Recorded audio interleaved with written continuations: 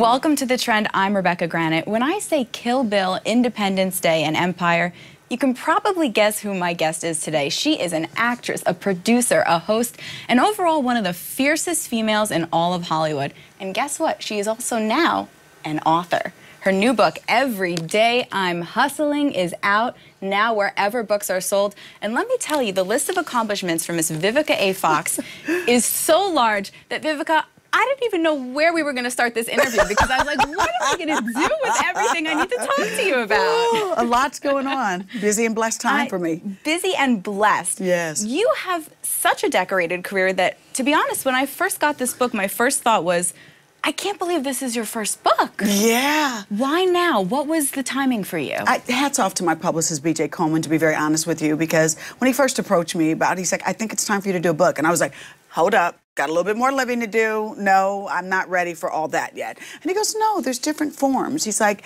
you know, you're a proud woman in your 50s. You're looking good. Your career is kind of like on a resurgence right now. Why not let everybody know some of the secrets to your success?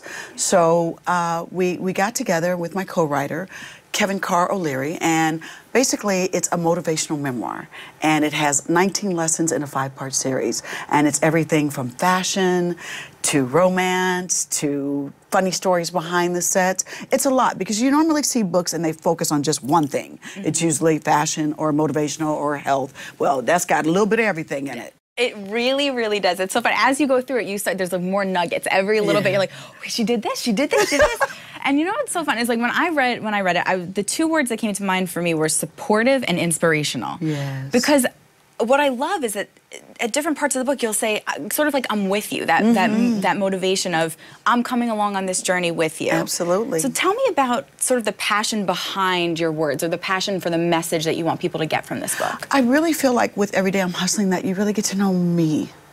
You know, you get to hear my voice, my stories, my journeys. And the main thing, like you said, with the book is that I wanted to empower, encourage, and enlighten others and let them know that they too may face challenges in life. But, you know, maybe if they take some tips for Vivica, you know, they can get out of their own way and be successful too. Was this a long process for you, creating the book? How was that process? It was a year process. It was a year process, which really wasn't, when you think about it, that long. Right. I would speak every weekend with my co-writer, Kevin Carr O'Leary, who I really believe so captured my voice, my message, and what I wanted to do with my first book, that it made it easier, to be very honest with you. So we would speak on the phone every Saturday for about an hour, hour and a half. And during the week, he would text me, this week, let's talk about how you slay the red carpet. This week, let's talk about relationships. How do you slay the red carpet? How do you slay the red carpet? I always tell people to have a theme in mind. So, like, you know, because there's nothing wrong. Sometimes when you see people and they always get, what were you wearing? It's because, to me, they didn't have a theme in mind. Like, if it's a MTV Awards, a rock and roll event, or the Essence, or the Grammy Awards, or the Carousel of Hope. Those are always kind of different themes. So like for me, the Carousel of Hope, I might wear something that's pink because Carousel of Hope, it supports diabetes. If it's MTV, I'm gonna wear something a little bit edgier with a little bit more skin, with a little bit more rock and roll. So if you have a theme in mind, or if you're like the Met Gala, you know it's over the top, and they let you know the theme. So as long as you kind of keep that in your mind, and then I also will, like, you know, look up other diva moments on the red carpets and get inspired by them as well. Like, ooh, look, that really worked for them. You know, and then always know what makes you feel good in your body. I say in the book, don't force fashion. Oh, I like you that. know, Yeah. There's nothing worse when you see somebody in something, you go, girl, or even a guy, like, Yeah, what is going on? And then you always hear the hashtag fire the stylist. Right?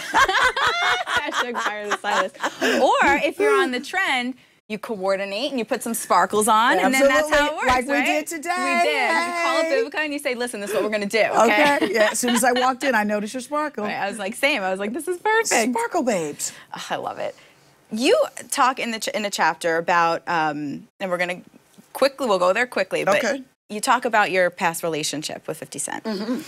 And, you know, you start the chapter by sort of saying, without giving away too much, that you really thought maybe not even including him in this book. But then he sort of clapped back on Instagram and saying that, you know, she could have told me before it came out. Yeah. So, you know, when celebrity, you know, when you get into this world, I think a lot of times they talk about well, I chose this lifestyle, so everything's going to be public and that's okay. Right. Do you feel he had the right to be upset, the right to know this in advance before you went there publicly? No. Okay. It's my journey, my story. He's part of my journey. And how many songs did he write about me? I mean, and whenever he needed me to come and do something for him, he loved shocking the world and saying, guess who's in my video, Vivica Fox, or guess who's doing, I mean, we just recently did This Is 50 together, and he loved shocking everyone with that. So it was my turn. So it wasn't his time to be And I speak so kindly about him because, you know, I think that was his biggest fear, that a little blurb came out at first and it said the PG-13, and I think he thought I was insulting him. And he had to probably really think about it and realize I've never really spoken bad about him. I've always protected him. He'll always have a very special place in my heart. And I wanted clarity because there were some things that came out last year that were just ugly. And so I felt, and that's when I was writing the book, that I was like, oh, I've got to clear the air so people really know why this has lasted for so long. And I did, and I made him look like a rock star gentleman, and he gave me his support. So you do, you put all those things that you wanted clarity on to rest Absolutely, for myself and for the fans to know why it has went on for such a long time. And I love how you handle controversy too. It's really, I saw recently you said that there are certain people who are worth your time to talk about, and others who you just, it's okay, and you just move on from it. You have to know your worth and know who's worth it and who's not. Because, you know, in today's social media climate, so many people are just looking for attention, and they look through it through negativity. And most of the times, I just don't have time to talk back to someone, first of all, who I don't know, and who ain't signing my checks. Right, exactly. So that's what I was gonna, yeah, exactly. So that's what I was gonna ask you, because, I mean, recently, Kenya Moore threw you some shade from you're going after both of mine, aren't you? I know. We're dishing today. That's all right. You know, but you know what? I thought it was interesting because, you know, you posted and then you took the post off of Instagram saying, listen, I'm not interested in going there with her, kind of a thing. So really, more so than that, I'm kind of wanting to know what makes it worth it for you to clap back. Who is the person who you're saying, yeah, okay, I'm going to take my time and go there, versus someone who you're like, you know, this is not for me today? Well, I just really feel with Kenya when I was minding my own business, to be very honest. I was getting ready to watch the NCAA women's finals. I'm a sports junkie. And I honestly was getting ready to chill and watch that, and my phone started blowing up. So it caught me off guard. So I really felt at first that I was kind of like blindsided by like the whole thing. And I was just kind of like, whoa, what happened? And Portia had hit me, and I was kind of like, what's going on? And then I was like, really being a mean girl, and so I had an emotional reaction. I'm a grown woman, and I just, once I really looked at it and looked at it on my page, I was like, next week I am going to be an author. And I have talked about motivating others and getting out of your own way. Vivica, get out of your own way. You don't have to do that. And I deleted it. It just, she wasn't worth my time. You know, that's what she does. You know, I have talent, and I have worked hard for this, and I just don't want to do that with her anymore. She has no meaning, no value to me, no value to me at all. So it's your week to talk about your beautiful book. Exactly, you know. So I just, you know, I mean, she managed to squeeze her way in there this week, but you know, it's okay. She just made herself look like a mean girl, and that's who she is.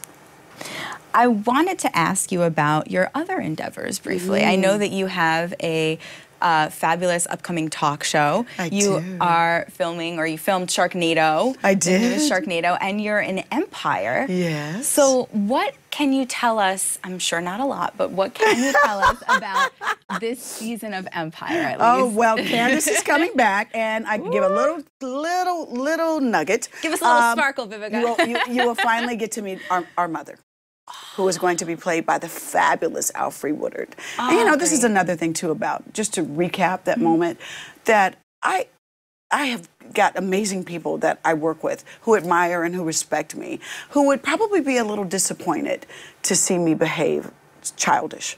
You know, like, that's my girl. She ain't got to do that. Yeah, leave them over there. You know, you can't compare where you can't compete. So. Moving on. You can't compare where you can't compete. I like that. I'm getting a lot of good stuff today. Yes, that's from Joanne the Scammer. FYI, I bet you, baby. I'm sorry. You can't compare where you can't compete. I loved it. I loved it. So that's really what I felt about that. Like, you can't compare where you can't compete. Be gone. I'm going to give you one more. Okay. In this realm. You were on Celebrity Apprentice. Yes, I was. With our current president, Donald Trump. You've been a little bit outspoken about him. Yes. In the past. Yes. If you today had a moment, a one-on-one with him, and you could get any message across to him, what would you want him to hear from you? United we stand, divided we fall. It's good. Yeah. I like that. Stop the division. Okay. Last thing before the 10 for 10. The dedication of your book. Yes. You dedicated the book to the memory of your father, William E. Fox, who recently passed away. Yeah. I wanted to ask you what he has meant to you throughout, because this book is really a lot about your life's journey. Yeah. So what has he meant to you throughout your life's journey, and how do you think he would feel seeing you here today as an author in this next chapter of your life? Gosh, you're gonna make me get my lashes off. I know. I miss him so much. I really do. He was my best friend. And these are tears of joy. Know that. No. My dad helped me get through a lot of tough times. He did. He was just so awesome, and he would be proud to know that his daughter is an author. I remember every time I would talk to him, I'd say, "How you doing, Dad?" And I never used to get it why he said this. And he would say, "It's just good to be alive." And I didn't get why he would say that so much. And now that he's gone, I miss him saying that. It's just good to be alive. My family, we're so fortunate, all of us. I'm the baby girl, we're in our 50s. And we had both of our parents, and he was the first to go. I treasure the times I had with my dad. He made me the woman I am today. And gosh, I miss him so much, but I know looking down, he'd be proud of his baby girl. Yeah. God, Vivica, you're so fantastic. And I'm a crybaby. I get the crybaby from him, believe it or not. I know, it's okay. I mean, we've all, experienced real loss. Yeah. And it's like, this is one of the reasons why we love you so much, because you're so real in every aspect. And this is just one example. Yeah. And thank you for always being so real. And I do my best. My heart is with you because I totally get it. So yeah. My heart is with you. Yeah, he was awesome. And he's so, I know, obviously, what's not to be proud of? You're fantastic. You think we can amp it up to some happiness? Girl, let me just get it together real quick, okay? Let me get it together. I just smear my lipstick. I'm okay? Yes, you look beautiful. All right, okay. Give me your hand. Ready? Here we go. Okay. We can do this. Okay. Done. All right. Okay. 10 for 10. I'm going to give you a little slack here, okay? So okay, thank you. All right? Yeah, okay. Miss Rebecca. I know. We're going to breathe it in. Take it in here. All right. Okay. You are working so much, right? Which is one of the reasons every day I'm hustling, right? Yes. What is your favorite thing to do to relax and just chill out? I'm a spa junkie. I love going to the spa, and I love hanging with my godchildren. Because I can put on my baseball cap, no makeup, and when they see me and go, Gigi, it just warms my heart and makes all the work and everything that I do worth it. But that's how I relax. Spa and my godbabies. Perfection. What is your beauty secret? We just talked about how you're glowing so beautiful. Maybe something in your regimen that is like a non-negotiable. You always have to do it. Facials. Are you kidding me? I am a microdermabrasion oxygen facial by my girl Sharon. I mean, she cleans that skin. This is my canvas, so I always got to make sure that I keep my skin clean. And lately, I've fallen in love with Rodan and Fields skin products. Oh, okay. Okay. You have, we talked about it a little bit, there's surprises all throughout the book, and you have some fun songs at the end of your book, but I need your number one, the song that, if I played it, would never fail to make you dance and get up and groove. Michael Jackson, Rock With You. Okay. Okay. Awesome one. I'm with you on that. Okay, perfect. Yes. What about the person in this business that you feel has given you the overall best piece of advice? Pam Grier. Okay. And I got to interview Pam Grier with the BET special one time. I cried the whole time because I was just enamored. And I thanked her so much for this, and she says, it's what I'm supposed to do, and you have to do the same too. Oh, I like that. What you're supposed to do. Yes, pass on pearls of wisdom. Yes. Oh, I love that. Yeah. Okay, your guilty pleasure. Oh, God. 2. Jewelry and cars. I just bought myself a new Tesla. Ooh, congratulations! it has the suicide doors, girls. It's like, well, yes. Stop it. It's Please tell me someone's going to take a picture of you getting out of that car. Soon, yes. I got it 2 days and I had to leave to come and do press. I was like, I'll be back. It's so fabulous. Yes. Oh, that is some dramatic entrance. Oh, it That's is. That's how you show up. That's how you show up. And show out. Show up and show out. That's fantastic. Now I'm going to make that my guilty pleasure. What's something, if you looked back at your 25-year-old self, something that you wish you could tell your 25-year-old self, knowing what you know now in life? When it comes to love, take the time to get to really know a person. Good one. Best moment for you on the set of Empire? Wow. Are there a lot? Moment? I would think it was my initial entrance when I called Cookie Loretha, and everybody was like, Loretha? Who the heck is Loretha? You know what I mean? And she's like, quit calling me by my government name. Yeah, so that was You're fun. like, wait. Yeah, gotcha. Gotcha. One more time. Yeah. I like that. You have worked with countless amazing celebrities. We've talked about it a little bit. Who is one who surprised you, who maybe you thought was going to be one way and maybe was a little different, or who exceeded expectations? Recently, it was Gary Dourdan, believe it or not. I really didn't know who he was before, to be very honest with you. And when they told me that he was going to do the part, we recently just did the stage play adaptation of To Can Play That Game, my movie. And every night looking into those green eyes, and I normally don't like I kind of got my, everybody's got a type. Yeah. And he wasn't really my type. But every night looking into those green eyes made me really enjoy kissing him every night. And he was the nicest man. Oh, how sweet. He was the nicest man. He was a great father and a wonderful musician. I was so surprised, shocked, to be very honest with you. And we still stay in touch with each other. He's just awesome. Nice guy. Isn't it nice to be pleasantly surprised? Yeah, okay, sometimes. Right. Yeah, you're like, I'll take that one. I'll take that one. You have the fabulous Vivica Fox hair collection. Yes. What is your absolute favorite hairstyle to rock? Ooh, I like rock star, believe it or not. So I believe it. I know. I like a lot of hair, and I don't wavy. know I feel like that was I a love wave. that whole like a mane. I'm a Leo, so I love a fabulous mane. Yeah, I love. Oh, I like that. The Leo over here. I'm a Scorpio, so I don't know what that means, but. Yes, you like to bring them in. There we go. Get them. Oh boy. I swear I'm nice. I swear I am. Your last one is your favorite story. Maybe give us a little teaser from Every Day I'm Hustling. My favorite story from Every Day I'm Hustling? I really treasured the story with working with the girls on Set It Off, because it was kind of like the little movie that could. People would be really surprised. We filmed for 6 weeks at night, and my most memorable moment was with Jada, because I was having difficulty as an actress getting to an emotional part, and Jada was very kind. Yet, I work with these amazing women and people, to be honest with you, and she just said, take your time, take your moments. I am here with you. Wow. Take your moments. It's okay to allow yourself to get there. Because I had worked on soap operas before, and it's like, you better hit that mark, hit it quick, and do a hair toss, and turn and walk out, It's grueling, right? Yeah, it's grueling, So I have such admiration for actors that work on soap operas, because they have to do 20 pages every day. So that was the world I was from. And Jada was like, take your moments. And I treasure that. Well, you are full of such wisdom, and I feel like I could soak it all in all day. I'm like, tell me more. No, because you are not going to make me cry no more. No. Okay. Rebecca was like, now, Vivica. No, it was sweet. I loved it then.